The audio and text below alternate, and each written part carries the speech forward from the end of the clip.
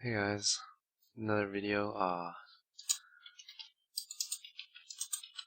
Played 3 days, 12 hours, 3 minutes, died 18 times, level 98. I'm just gonna do a different type of video today, just run like 2 or 3 maps. Not gonna say that much. Didn't change any of the gear, and everything's still pretty much the same. Let's do like an excavation too, so you can see bad layout maps.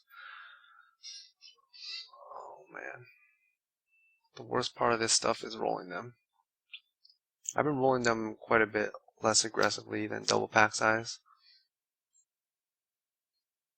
It's not a bad map. Okay, so gear is exactly the same. There you go. I can hover over it so you can check.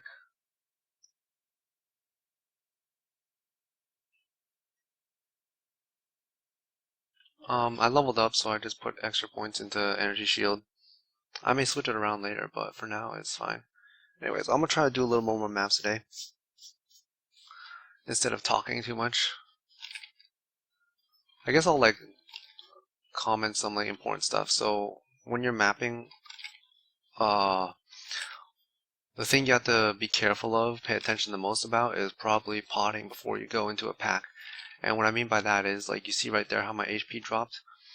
If you don't pot and you jump into a pack and they all get to start their attacks on you, you're gonna have no defenses while they attack you, and that's pretty bad. So what you want to do is you want to make sure you pot before you actually go inside the monster pack and start slamming or whatever. And this applies to like most characters too.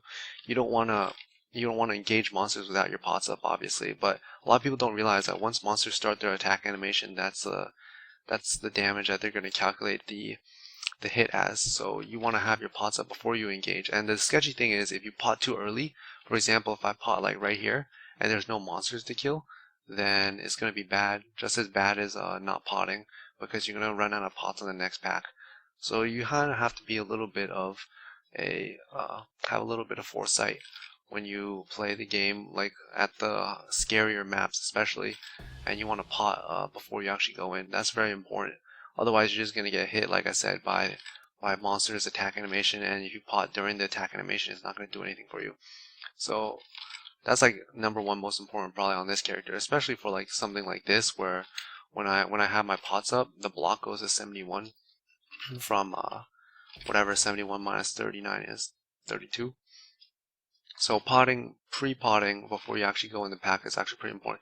If your reflexes are like good enough, you can actually see the monster and then like pot before they start attacking, but sometimes that gets pretty dangerous and you don't want to risk that kind of stuff.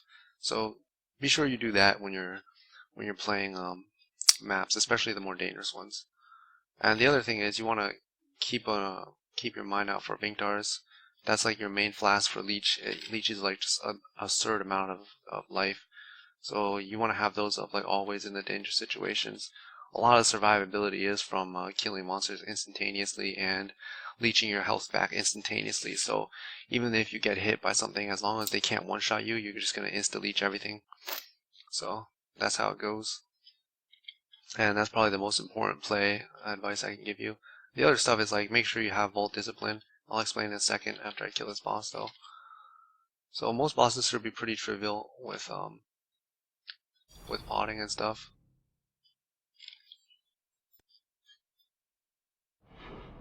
You just hold down like right click or whatever and you should be okay. The 71 block is absolutely broken. And nothing should be really threatening for you. Only time you probably will die is with the pots down. So the reason I have Vault Discipline is because sometimes you're going to come across reflect mobs, and for me right now it's not that bad because a reflect mob won't one-shot myself. Right now I have with assassin multi with 8% per power charge, I have 547 multi. But when I had like 628, I would just like actually one-shot myself on.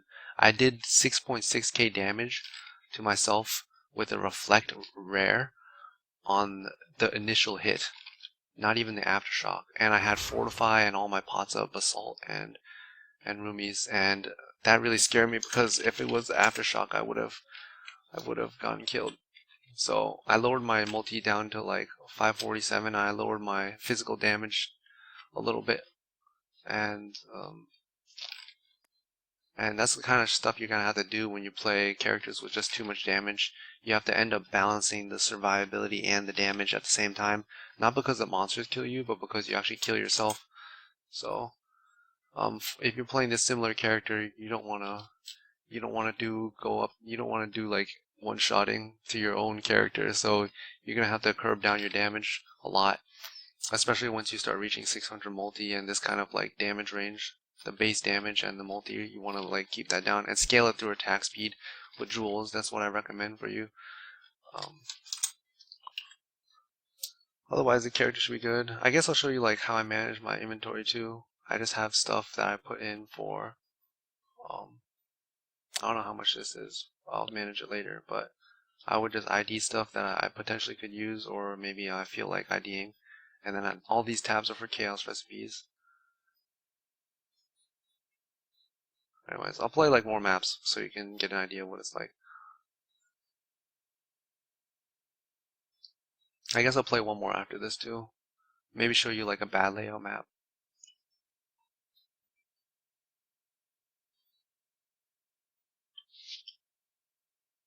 Alright.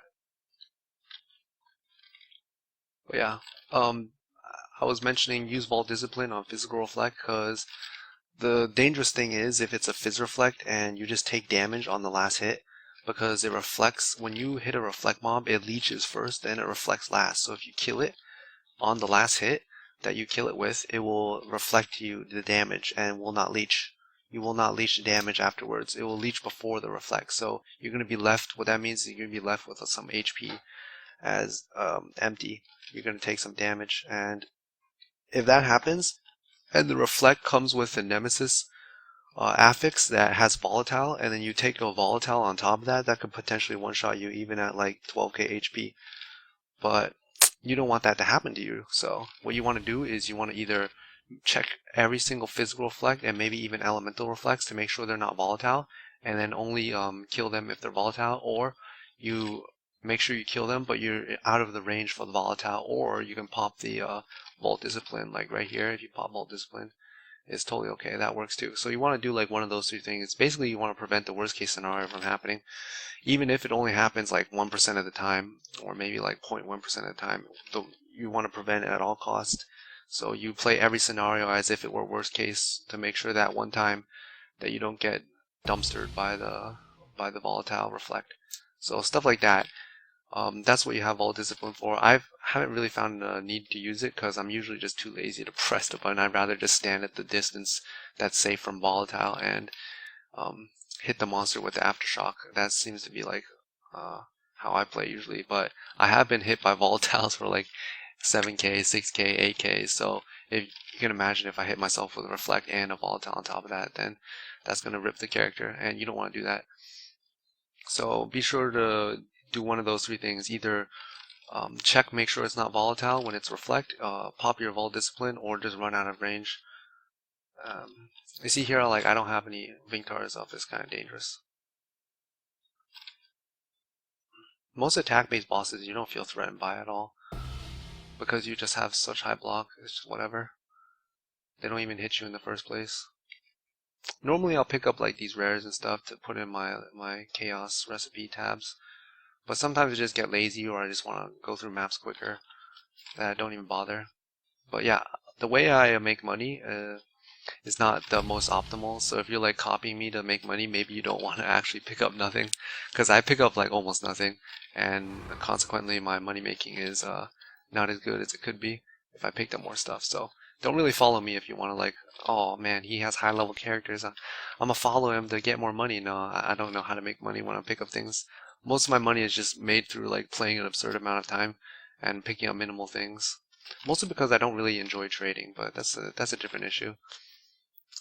But yeah, maps are just usually like this. Normally you don't even get touched at all, simply because you're high block, like I said, and there's quite a bit of mitigation going on top of that block.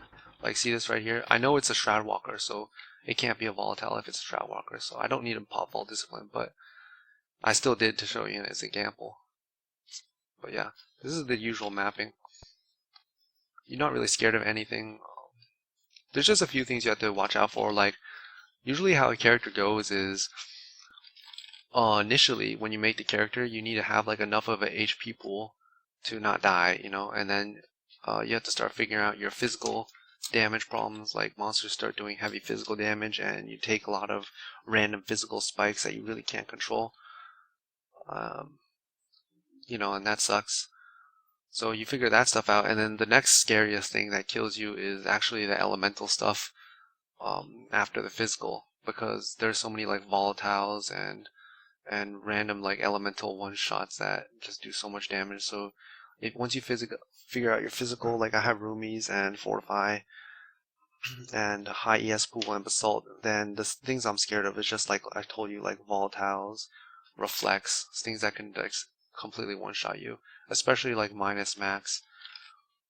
See, I checked that one for a nemesis. Not all rares. I guess I should tell you like what kind of monsters spawn with a nemesis mod.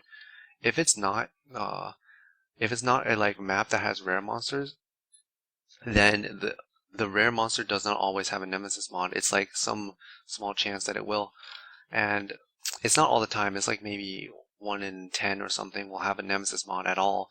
And then if it is a nemesis mod, it won't always be like a volatile. It could be like a shroud walker or some random stuff. You see, this one doesn't have it. So it's like a random thing if there is no map that has rare monsters on it. If the map has rare monsters, then you know it's gonna have a line that also says all monsters have the Nemesis mod. And it's the same way for Bloodlines too. The magic monster for the Bloodlines, the magic monsters have extra stuff. The scary ones for magic monsters, I should mention, bearers, storm bearers, flame bearers, and frost bearers. The stuff that leaves little circles on the ground and explodes after like 1.5 seconds or so, 2 seconds. That stuff is like elemental, and those are the things that can like kill you at the higher levels. So you can't really actually tank any of that unless you have like 12k HP and like pots up. So don't try to tank those bears. You have to be careful of that. The bloodlines, and you do the same thing as I told you about the nemesis. Just play every situation as if it were bears, and you should be okay. Just never backtrack and things like that. And there's other stuff like corrupting blood that applies for both of them. You have nemesis and bloodlines. Is it even called bloodlines? I think it is.